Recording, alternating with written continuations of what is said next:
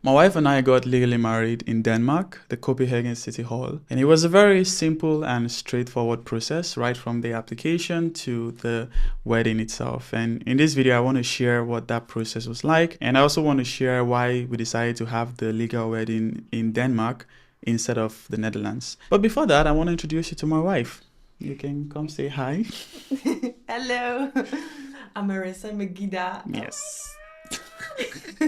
The reason why we didn't have our legal wedding here in the Netherlands, even though I reside in the Netherlands and she was actually born in the Netherlands, is that we had some complications with my birth certificate. I actually made a video a couple of months ago on this, and I'll share it in video description. While thinking about our options, we had about Denmark, which has one of the most straightforward processes I've ever had for getting legally married. Just to give you, a bit of an idea, we didn't need to go with any witness. I didn't need to go with my birth certificate. We just went, with our IDs, of course. And in less than 10 minutes, we were married. So if you go to this website, I'm not going to pronounce it. If you search for international marriages, you can see some of the documentation they have around international marriages. And when you scroll down here, you can see the different categories of people that can get married. And then there is this one which says you and your partner wish to marry, and at least one of you is a citizen of a country outside of Europe. Now, when you click on this one, you see the different instructions here. But one of the very key things here is that you need to have a certificate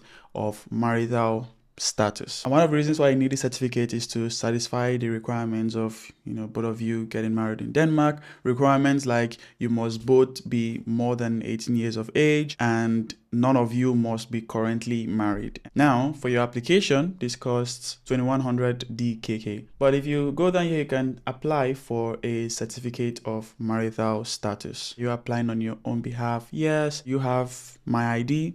No, then you can proceed with the application. And then there is a whole form for you to fill and documents you need to upload. And you're going to fill this form on your own part, and your partner, I think they would also be given a link or something. They would also have to fill that information. And when both of you are done, you get an email. The agency of family law has received the response from the other party. We will now continue the case processing. And there is nothing for you to do here. I think if they need extra documents from you, they can also notify you on the dashboard and as well send you an email so you know if there's something extra you need to provide. If I remember well, we didn't have to provide anything extra. And after a couple of days, we got another email. Have received mail.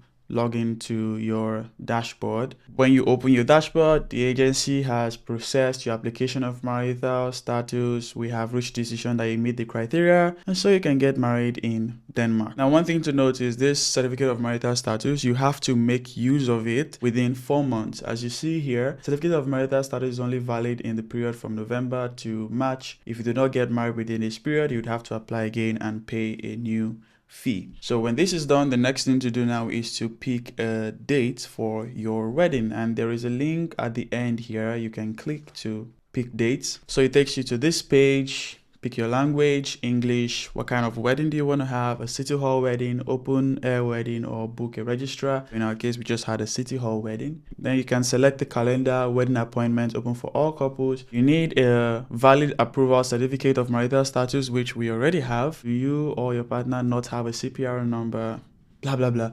Anyways, here you can pick the dates that works for you. Here we have, I think, the first date for March of 2026. Now, when you schedule a date, it doesn't mean that that date is immediately available. You get another email that tells you the wedding has received your request. You will receive an answer within 2 to 3 working days. And indeed, within 2 to 3 working days, your wedding appointment at Copenhagen City Hall is now confirmed. Anyways, you get a bunch of things, but very important is here the documents that you need to bring. You need to bring your passport or national ID, and if relevant to your situation, resident permit or visa to the Schengen area. Now, this was the case for me because I am not a citizen of the Netherlands. I have a Schengen visa that gives me access to places like Denmark, and so I went with that. Another key thing is that before your wedding actually happens, you need to submit these documents that they mentioned. It says we strongly recommend that you finalize this step 1 work day before your ceremony. So you can present this document Monday to Friday between 9 to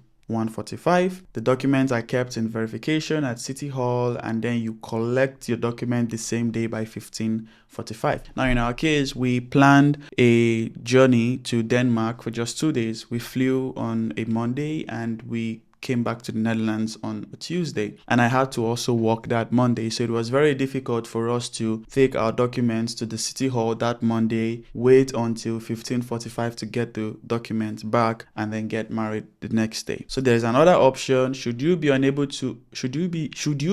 or inhibited to process these documents, you may present them the same day as your wedding, minimum 1 hour before this ceremony. And that was what we did. So we traveled on Monday to Denmark. I was working, she wasn't working, and then the next day we both had the day off, and our wedding was by 11:45. So we made sure we were already at the City Hall by 9:30, because I also read online that sometimes there might be a long queue and you're not able to submit your documents on time, and the requirement here is you have to submit it 1 hour before the wedding at least. We went as early as 9:30, but surprisingly there was no queue, but we're still able to submit the document, and then we came to collect the document 15 minutes before the wedding. Now, when you get the documents 15 minutes before the wedding, they give you some instructions on this is where to go, this is who you meet, whatever. So we just followed the instructions, and it was very, very straightforward, the wedding ceremony. They read a couple of things to us, things to keep in mind and whatnot, and then they asked us, do you take this person as your husband? Do you take this person as your wife? I do. And if you also have rings, you can exchange rings. And when you're done with that, you sign document. I signed the document, she signed the document. But one thing that was interesting is that the documents we signed, they didn't give it back to us. They held it. Instead, they gave us these documents, which I'm not going to show you the content, but they gave us these documents, one for me, one for my wife, which is signed by them, and I think signed by the person that married us, and this is the one we came with. One thing I forgot to mention was, like I said, we didn't have to go with any witness, but when signing the document, getting legally married, witnesses are mandatory. So they provide 2 witnesses for you in the case that you don't have 2 witnesses of your choice. So yeah, it was a pretty hectic process. Everything, not just working out in Netherlands, that was very hectic, but we got everything working in Denmark. And if you're someone who is probably having challenges with getting legally married wherever you are, you can check if Denmark is an option for you. Like I said, very straightforward. Certificate of marital status, you go there with your ID and residence permit or visa, you have witnesses provided for you, less than few minutes, you're legally married. Now, the next step for us is to take this document now and legalize it here in the Netherlands, because if you need these documents for anything here in the Netherlands, like changing of names, which we would be doing, well, in this case you will be doing, we're going to need a document like this. So the next step for us is to legalize these documents here in the Netherlands. Hopefully nothing else comes up. Hopefully they don't ask for my birth certificate anymore, and then after that, the Netherlands now also recognizes us as legally married couples.